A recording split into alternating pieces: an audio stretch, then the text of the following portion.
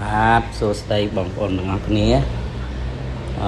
នេះលើកទី1ហើយដែលខ្ញុំសាកល្បងយកភ្លើងពី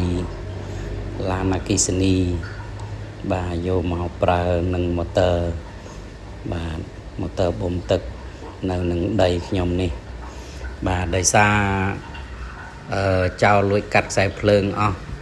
2-3 ដងទៅឥឡូវនេះមិនទាន់បានភ្ជាប់ខ្សែមកវិញមិនទាន់បានតខ្សែថ្មីដូច្នេះនៅដីនោះវាអត់មានភ្លើងប្រើអញ្ចឹងហើយជាបដាសន្នយកភ្លើងពីឡានអគ្គិសនីដើម្បីបូមទឹកចំពោះម៉ូទ័រដែលខ្ញុំប្រើនេះគឺកម្លាំងវា1សេសហើយបានសាកល្បងបូមព្រឹកមិញគឺរយៈពេល1ម៉ោងគឺអស់ភ្លើង1គីឡូវ៉ាត់ម៉ោងបាទងាយស្រួលមួយយ៉ាងដែរបងប្អូនបណ្ដោះអាសន្នមកពេលនៅពេលដែលអត់មានអគ្គិសនីប្រើប្រាស់បាទសូមអរគុណច្រើនបងប្អូន